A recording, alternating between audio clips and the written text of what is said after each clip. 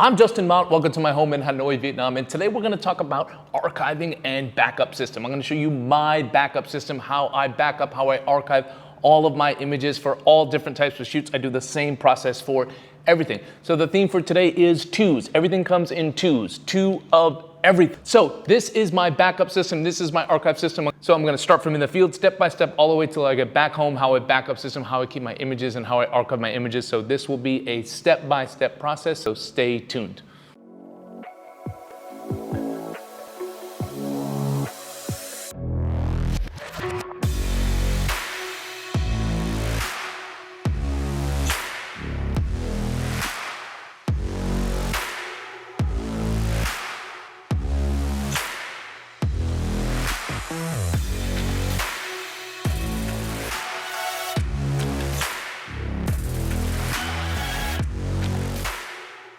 Yeah, another quick thing I need your feedback on is like I've tried two different angles. I've tried like the close-up angle for all my stuff. Like I've tried this angle.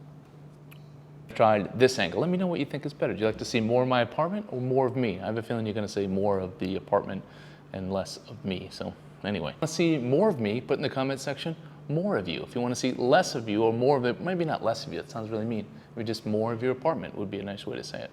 That's fine too. You can say it that way. And yes, I've noticed as my increase of subscribers has gone up, I do have some negative comments out there. And guess what? I just delete you guys. I don't like negativity on this page. I don't need it. No one needs it. You guys don't need it. I don't need it. So anyway, that's it. All right, so I'm going to go through this all very, very quickly, step by step, but I'm going to go through it quickly on how I back up my images. So let's start in the field. Again, this applies to all of my photography. It applies from when I used to do wedding work to now my commercial work and my editorial work, my assignment work. So let's start with my file naming system. Then I'll take you in the process step by step. My file naming system. This is important. This is the first thing you need to establish as a photographer. What is your naming system? What's your system for this? It'll just keep your head organized. Whatever works for you. My file naming system might not work for you. We're all different. We all have different brains and different way that we like to organize things. So I am not a very well organized person. So I just need a system that I can follow and I just stay disciplined to that system. So the way I do it, I will open up my computer now and I will show you, but the way I do it is this. So every single project has a main folder. So that main folder I name accordingly. I name it just by today's date and I'll show you the other things I do. So let's take today for example. Today would be September 22nd, 2020. And let's say that let's say the assignment was a New York Times shoot in Hanoi, Vietnam. So here's how I would label it. As simple as this. I do the month, so it would be 09. I do the day, 22nd. I do the year, 20. So it would be 092220. And then I do dash, and then I will put New York Times. That's just for my reference. So later on, I can look at it and find it quickly. And then I do dash, and I do the location, Hanoi, Vietnam. If you're always shooting in the same city, no need to put that in. Just do what works for you. But have one system, guys. That's it. I know I said everything in twos, but have one system that works for you and just follow that system for everything. You can't like one day name your folders this and the next day name that. It just commit to one, not two.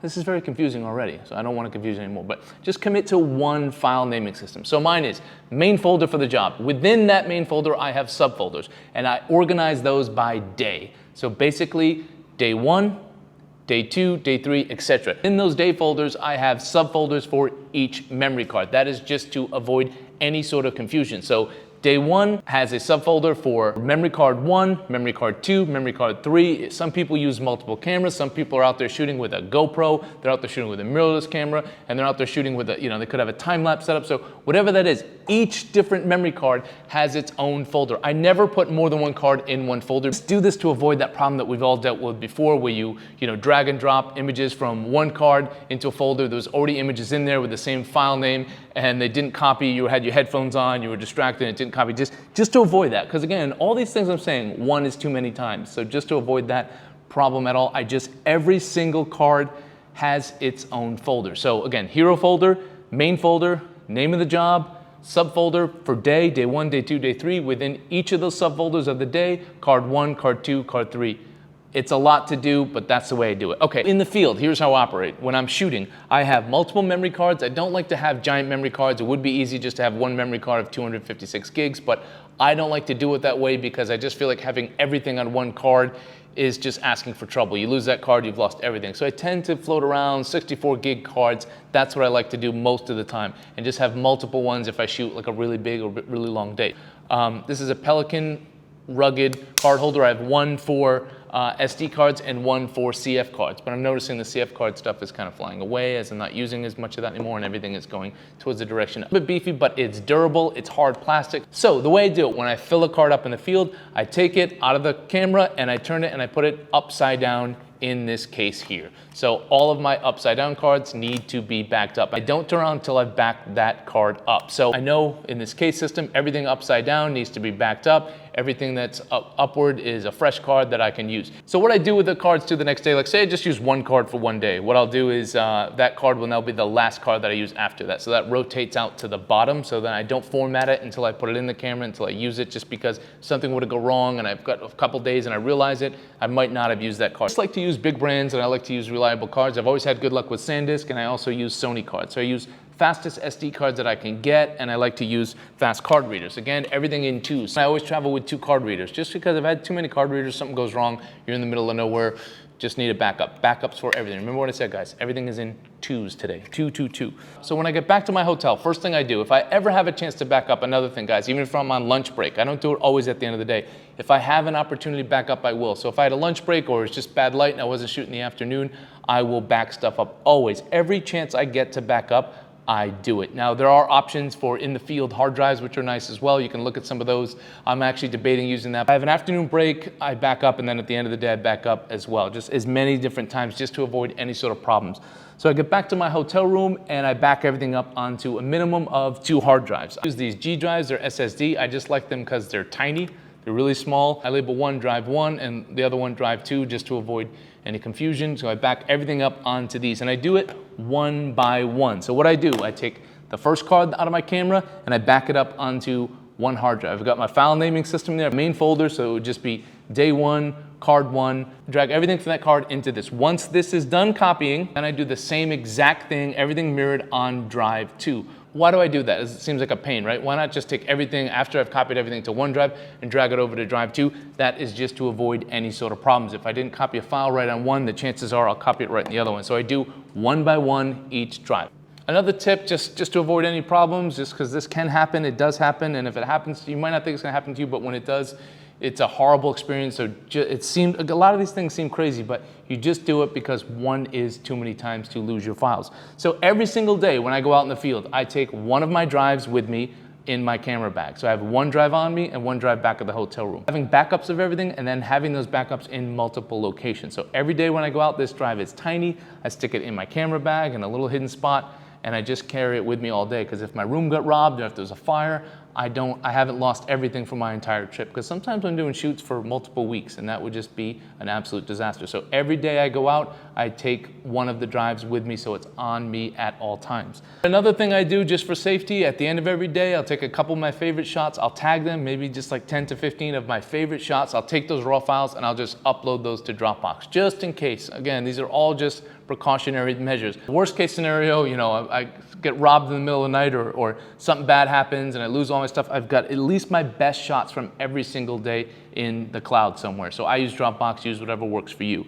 So at the end of my shoot, before I fly back, before I get on a plane, or before I'm traveling back to my home office, another little step that I do, another precaution that I take before I fly is I take the 2 hard drives. Again, same thing as always. I take one and I put it on my carry-on. I take the other one and I put it into my check-in bag, and I usually hide it somewhere. Another option if I'm traveling with my team, if it's a commercial job, because I don't love to check these things in. They are expensive and they could get stolen. But another option I do is I just give it to someone else on my team. So at least it's in 2 different locations. Say you lose a bag or something like that, it would just be horrible, or a bag got stolen. And it does happen. There was a National Geographic photographer recently who had all of his take. He had it at the airport. You think an airport's a safe place, but it does happen. This National Geographic photographer, he had his bag stolen from him at the airport, and he had it all in that one bag, and he lost it. So what a bummer that would be. Again, 2 different locations. So if you're traveling by yourself, check-in bag, and one in your carry-on. If you're traveling with other people, just give it to somebody else to carry. First thing I do when I get back, I open my door and I put bags up, but the first thing I do is I take this drive, and come with me. We've got our hard drive that we're gonna bring down to the office admin. We're gonna go down to my office and I'm gonna show you our archive system. So we're gonna go meet 2, remember 2, everything's 2 today, but her name is actually 2, like T-H-U. So let's go take this drive down to her.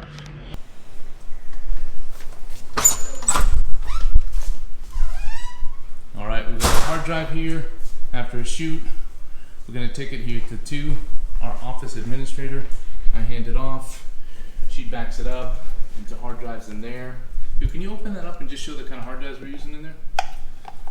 They're all labeled. See, each one has a label on the outside. You can see we use these little Western Digital, we label them. And after she backs them up there in 2 places, we have 1 copy here in our dry boxes here. Kept here in the dry box just because of humidity in Vietnam, and then another one, a mirrored copy at a undisclosed location, which I'm not going to tell you.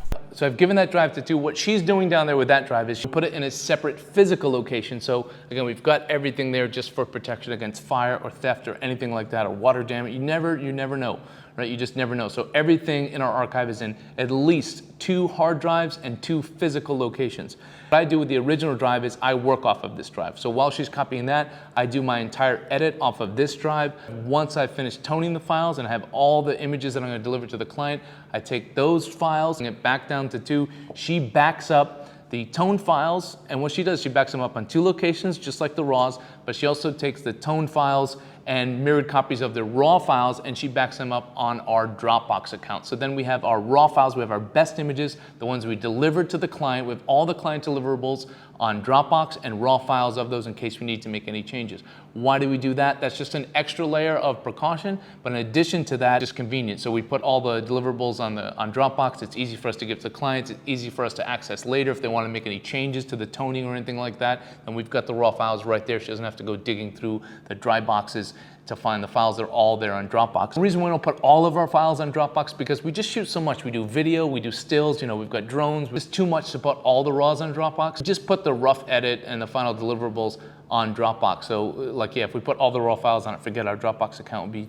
crazy, and it's expensive and it's just too time consuming. So the deliverables, maybe it's 50 pictures, maybe it's 100, those go online. And that also just saves us too, listen, in our contract, we will keep copies of the files. We're not for 6 months, but after that, we're not liable. But clients don't always read the contract. They'll be mad if you don't have them later. And yes, you might be not liable because you have a contract for it. Hopefully you do, but they'll be upset. Always encourage when we deliver our files. Again, this is for all of my shoots, everything, but I can't tell you how many times people have come to me years later and said, oh, I lost all of our files. But I always send an email when we deliver the files. I always say, listen, I encourage you to keep these 2 different drives in 2 different locations, and if you can, a 3rd one online would be ideal. But most people don't listen to me. You guys, of course, will listen to me, but we do actually keep them just in case. So, that it has saved me a lot, and that's up to you whether you want to do that for your business. But for us, it just would feel horrible if, we did have a client who was their wedding photos. They had a fire at their house, they lost them, and we luckily had the files for them. So again, we don't guarantee that, but we do have it just in case. So once we've delivered the images to the client, once they've been signed off on and everything's good and we've gotten paid, I take that hard drive that I've been working off and then I can finally format it. So only until that happens do I format this drive. I know not everyone has an office and has a team, so what I would suggest is just keep them in 2 different locations. Maybe every few months you could have a friend, a photographer friend that you could swap with. Doing this for fun. It's still good to have everything backed up in 2 separate locations, 2 hard drives and 2 physical locations. So maybe you could just exchange with a friend of yours or a family member just every once in a while, take a filled up 2 terabyte hard drive or 4 terabyte hard drive and leave it at their house. Or if you know another photographer, just exchange, keep a couple of their hard drives. You can keep some of this because it's just the worst if you were to ever lose your raw files. It just sucks. It's horrible. Trust me, you just don't want to go through that.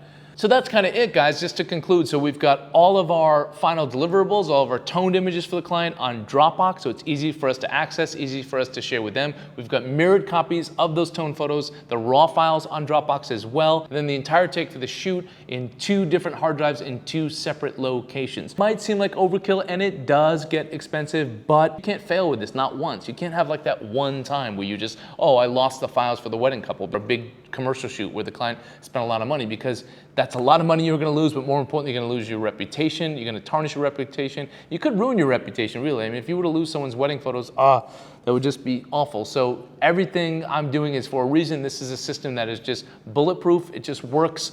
It seems like a lot, but just get into the habit of doing this kind of stuff early and you will thank me. So that's it. 2s, remember, 2 of everything. Also, let me know which angle works better. Again, does this angle work better? Or is this angle better? You guys tell me.